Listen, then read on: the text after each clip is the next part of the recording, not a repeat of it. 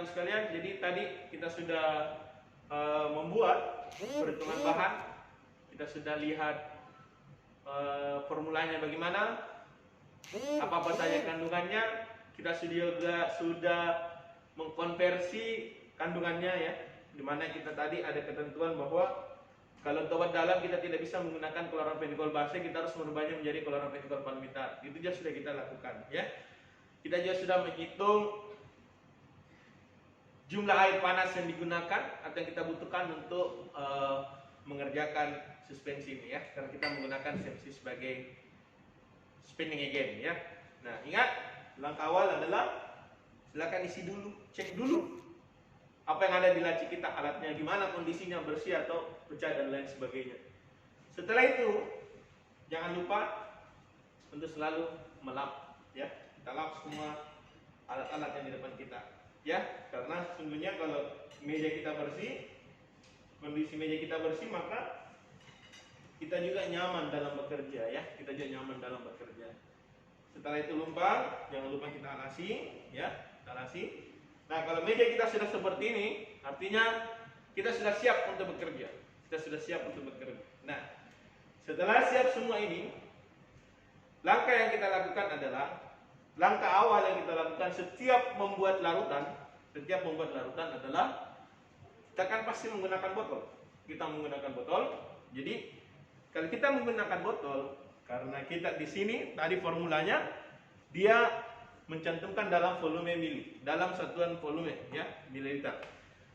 Kemudian aquadesnya adalah at hingga, artinya nanti terakhir setelah semua bahan masuk ke dalam sini, ke dalam botol ini, kita akan mencukupkan sesuai dengan perintahnya. Kita tadi membuat 50 mili. Nah, yang jadi masalah tidak ada tanda di sini sampai di mana itu 50 mili. Nah, itu yang jadi masalah. Makanya setiap kita masuk ke dalam lab resep, kita mau buat obat dan obatnya dalam bentuk larutan, langkah awalnya kita lakukan kalibrasi. Kalibrasi artinya memberikan tanda dalam botol itu sampai di mana batasnya. Nah, untuk mengkalibrasi kita butuhkan namanya label ya, kita butuhkan namanya label. Oke. Jadi kita ambil gelas ukur. Kita ambil gelas ukur 100 mili karena kita mau buat tadi 50 mili. Kita isikan air. Kita isikan air. Cukup kita menggunakan air keran sampai 50 mili ya. Kita isikan sampai di 50 mili ya. Oke, saya ambil dulu airnya.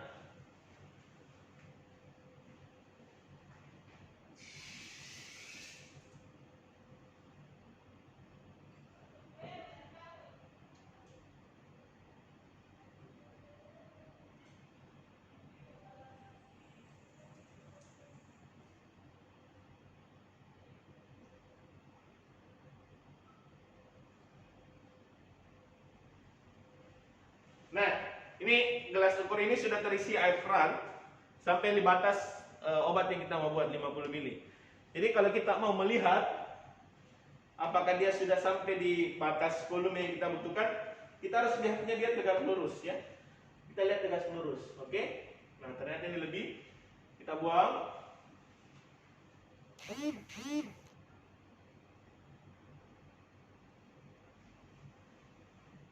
Kita harus melihatnya tegak lurus seperti ini ya. Nah, ini sudah pas. Nah, perlu anak-anakku sekalian ketahui bahwa kalau kita melakukan kalibrasi atau mengukur suatu larutan, ada dua ya, ada dua jenis larutan, larutan berwarna dengan larutan tidak berwarna. Kalau larutan tidak berwarna, bening seperti ini, maka yang dilihat adalah batas bawah, cekungan bawah. Ini kurang jelas pasti kalau di video ya. Yang kita lihat adalah cekungan bawahnya. Ini ya, cekungan bawah. Dia kayak dua susun begitu. Kita lihat adalah cekungan bawah ya, cekungan bawah. Bedanya kalau misalnya dia larutan yang berwarna, itu dia tidak ada cekungan bawahnya. Kita pakai cekungan atas saja.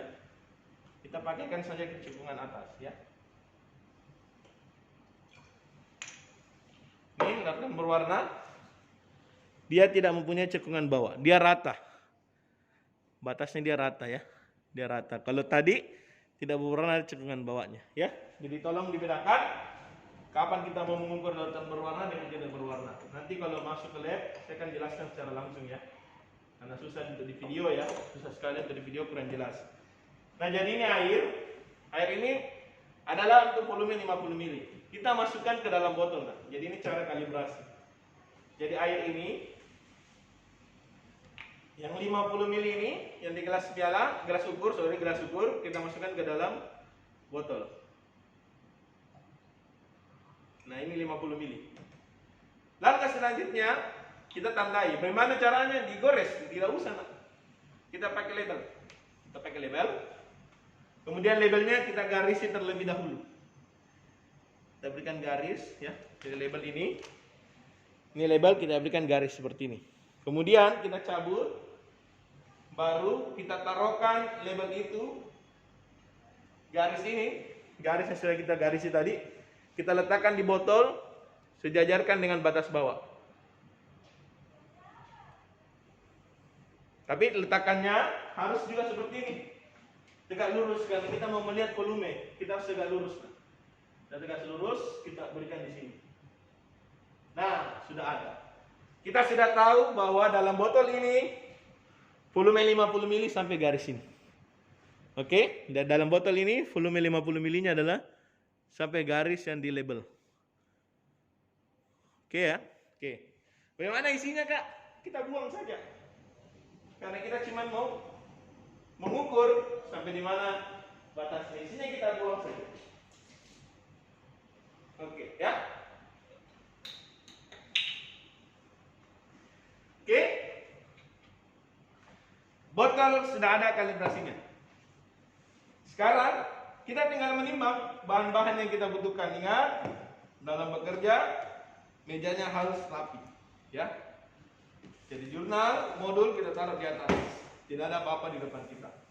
Yang ada cuma lumpang dan stempel. Sorry, ada timbangan saya lupa naikkan. Nah, kita timbang semua bahan yang kita mau pakai ya. CMC kita cari natrium karboksi metil selulosa, ya.